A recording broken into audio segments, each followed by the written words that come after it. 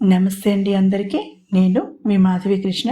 Welcome to my channel Madhavi Krishna's Navarasa Kathamalika Telugu audio stories. నియమిత నాకు ధారావాహిక ఎపిసోడ్ 17. ఎవరితో మాట్లాడుతున్నావమ్మమ్మా? అగ్గిపెట్టెలాంటి వంటగదిలో నుంచి గరిటె పట్టుకుని బయటకు వస్తూ అడిగింది ఆలేహ్య. మొహమంతా నవ్వు చేసుకుని గుమ్మం బయట నిలబడిన ఆకారంతో మాట్లాడుతూ లోపలికి ఆహ్వానిస్తున్న సుధవైపు ఆశ్చర్యంగా చూసింది. ఆమె గుండె దడదడలాడింది లోపలికి వస్తున్న ఆకారాన్ని చూసి. సరిగ్గా అప్పుడే కరెంటు పోవడంతో పూర్తిగా లోపలికి ఎంటర్ అయిన వ్యక్తి ఎవరో తెలియకపోయినా ఊహించగలిగింది పొడవును బట్టి. ఈ ఫ్రాక్ ప్రిన్స్ ఇక్కడేం చేస్తున్నాడు అనుకుంది కూడా మనసులో. అమ్మమ్మ, కదలకుండా అక్కడే నిలబడు, కొవ్వొత్తి వెలిగిస్తాను. ఆలోచనల్ని పక్కన పెట్టి ప్రాక్టికాలిటీలోకి దిగింది ఆలేహ్య. అతను అక్కడ తన ఇంట్లో ఉన్నాడనేసరికి ఆమెకి కాళ్ళు చేతులు ఆడలేదు. తమ మధ్య ఉన్న కోపతాపాలని తాత్కాలికంగా మర్చిపోయింది. అతన్ని కూర్చోమని చెప్పాలంటే ఒకటే కుర్చీ ఉంది అమ్మమ్మది అనుకుంటూ అగ్గిపెట్టె కోసం లోపలికి వెళ్ళబోయి బలమైన గోడని ఢీకొంది. వెంటనే 2 పొడవైన చేతులు ఆమె నడుమును అల్లుకున్నాయి. అప్రయత్నంగా ఆమె చేతులు ఆ గోడని చుట్టుకున్నాయి. కొన్ని క్షణాల తర్వాత అర్థమైంది ఆమెకి, తాను పట్టుకున్నది కాంక్రీట్ వాల్ కాదని ఫ్రాక్ ప్రిన్స్ నడుమని. అతను పొసెసివ్గా ఆమెని దగ్గరికి లాక్కోవడం ఆ చీకట్లో ఆమెకి చాలా థ్రిల్లింగ్గా అనిపించింది. అది కూడా కొన్ని క్షణాలు మాత్రమే. దూరం జరుగు అన్న కంఠం మనసు మూలల్లో నుంచి ఆమెను హెచ్చరించగానే ఈ లోకంలోకి వచ్చింది. అతన్ని దూరం నెట్టి కళ్ళు మూసుకుని ఒకసారి తన గది జియోగ్రఫీ గుర్తు తెచ్చుకుంది. ఆమెకి ఏమీ గుర్తు రాలేదు. ఈ పెద్ద మనిషి ఎదురుగా ఉంటే వేరే ఆలోచన ఏమీ ఉండనే ఉండదు, సిగ్గు లేకపోతే సరి అని తనని తానే తిట్టుకుంది. ఒక చోట నిలబడకుండా నా దారి కడ్డొస్తే ఎలా? కోపంగా అడిగింది ఆ చీకటిలోనే అతనితో పోట్లాడికి సిద్ధమైపోతూ. అతను ఏమీ మాట్లాడలేదు. చిన్నగా నవ్విన శబ్దం మాత్రం వినిపించింది. అదేంటే ఆలు, పాపం ఆ అబ్బాయి అంత వర్షంలో నీకు సాయం చేయడానికి వస్తే అలా కసురుకుంటా? రాను రాను నీకు కోపం ఎక్కువవుతోంది అకారణంగా మందలించింది అమ్మమ్మ ఆ చీకట్లోనే. చీకట్లో చిందులాట అనే మాటలకి అర్థం అప్పుడు తెలిసింది ఆలేహ్యకి. మొగుడు కొట్టినందుకు కాదు, తోడికోడలు నవ్వినందుకు అన్నట్టు అమ్మమ్మ అతని ఎదురుగా మందలించినందుకు ఆమెకి కోపం రాలేదు. ఆలు అని ముద్దు పేరు పెట్టి గారాలు పోయినందుకు ఉక్రోషం ముంచుకొచ్చింది. ఇదిగో అమ్మమ్మ, మరొక్కసారి చెప్పను. నన్ను ఆలు గీలు అన్నావంటే నీకు చెప్పకుండా నా పేరు మార్పించేసుకుంటాను. మౌనంగా ఎక్కడున్నదాని అక్కడ నిలబడు. ఉక్రోషాన్ని మాటల రూపంలోకి మార్చి కొంత రిలీఫ్ ఫీల్ అయింది ఆలు. అంతలో దేవుడు ఆమె అవస్థని గమనించినట్టుగా లైట్లు వెలిగాయి. కళ్ళు చిట్లించి చూసింది. అప్పుడు అర్థమైంది అతను ఎందుకు నవ్వాడో.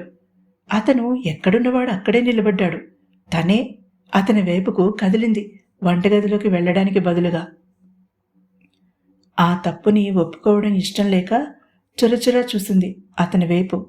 బయట వర్షం హోరు మరింత పెరిగిందని శబ్దాన్ని బట్టి తెలుస్తోంది. అతని చేతిలో మందుల కవరుంది. ఏదో కాలుతున్న వాసన వస్తోంది. ముక్కు ఎగబిలుస్తూ అన్నాడు. అక్కడ అడుగుపెట్టాక అతను మాట్లాడిన మొదటి మాట అది. కాలుతున్న కాదు నాయనా, మాడుతున్న వాసన అందించింది సుధా పక్క నుంచి. అయ్యయ్యో అంటూ వెనక్కి తిరిగి లోపలికి పరుగు తీసింది ఆలేహ్య. పింక్ కలర్ టెడ్డీబేర్ బొమ్మల పైజమా టీషర్ట్లో రేసు గుర్రంలో లోపలికి పరుగు తీస్తున్న ఆమెను చూసి నవ్వుకున్నాడు.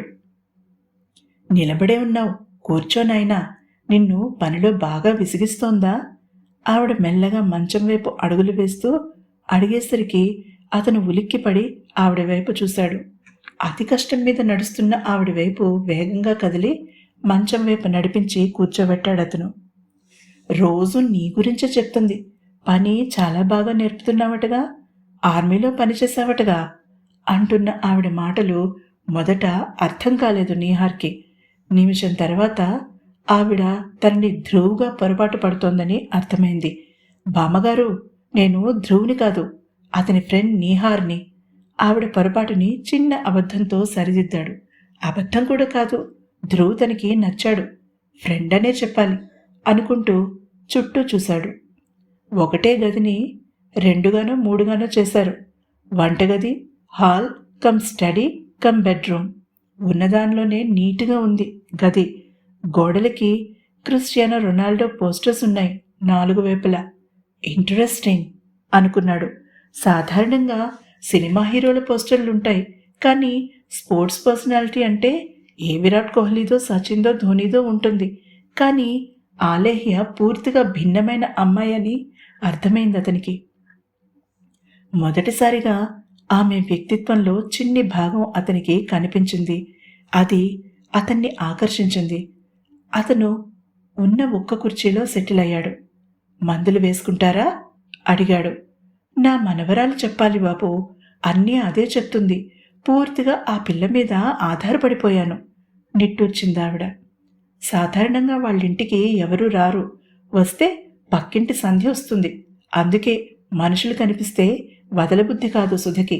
కబుర్లు చెప్పాలని అనిపిస్తుంది, ఒంటరితనం మర్చిపోవాలని అనిపిస్తుంది.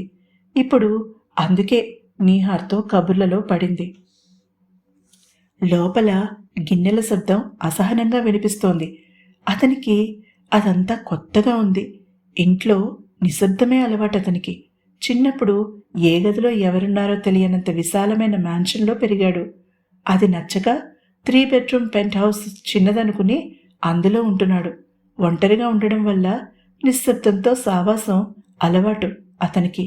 అంతకన్నా చిన్ని ఇళ్లలో ఉంటారని విన్నాడు, కానీ ప్రత్యక్షంగా చూడడం ఇదే మొదటిసారి. కానీ ఆ చిన్ని ఇంట్లో ఒకరి కోసం ఒకరన్నట్టుగా ఉన్న ఆ మనవరాలు అమ్మమ్మ అతనికి ఎంతో నచ్చారు.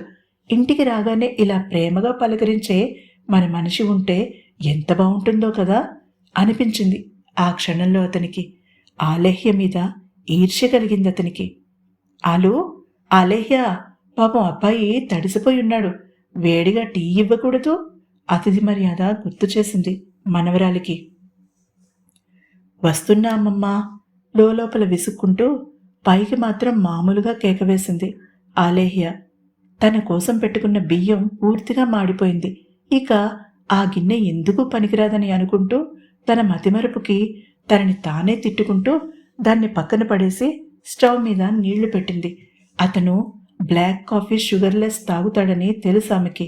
డెలీషియస్ బయటికి వచ్చిన 2 సార్లు ముందుగా అదే ఆర్డర్ చేశాడు అతను. లక్కీ హిమ్, పాలు లేవు, ఎలానూ అలానే సర్దుకోవాలి అనుకుంటూ ఫ్రెష్గా డికాషన్ తీసి ఎప్పుడో ముచ్చటపడి కొనుక్కున్న పింక్ కలర్ ఫెయిరీ మగ్లో బ్లాక్ కాఫీ పోసి బయటికి తీసుకొచ్చింది. అతను బుద్ధిగా అమ్మమ్మ చెప్తున్నది వింటున్నాడు. ఆవిడ తన చిన్నప్పుడు ఆడపిల్లలు ఎలా పెరిగేవారు, ఇప్పుడు ఎలా ఉన్నారు అన్న విషయం మీద అనర్గళంగా మాట్లాడుతోంది. అమ్మమ్మ, నువ్వు మందులేసుకుని పడుకోవాలి, ఇక మాట్లాడడం ఆపు అన్న హెచ్చరిక ఉంది ఆలేహ్య కంఠంలో. ఠక్కున ఆపేసిన అమ్మమ్మ దృష్టి ఎన్నడూ లేనిది మనవరాలి మొహం మీదికి మళ్ళింది. అతనికి మగ్ అందించి మందుల ప్యాకెట్ని అతని చేతిలో నుంచి తీసుకుంది ఆలేహ్య. పెదవి మీద ఏమైందే అమ్మడు? ఆ నిశ్శబ్దంలో సుధ ప్రశ్న బాంబులా పేలింది.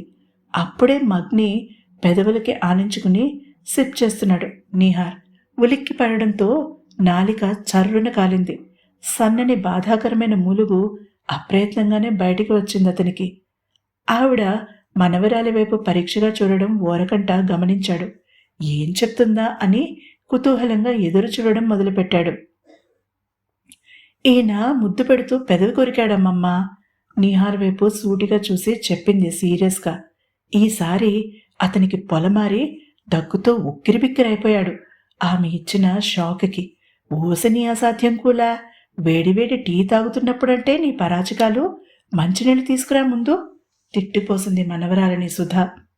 ఆలేహ్య చిన్నగా భుజాలు కదిపి లోపలికి వెళ్ళి మంచినీళ్లు తీసుకొచ్చి ఇచ్చింది. అతను దగ్గుతూనే అందుకున్నాడు.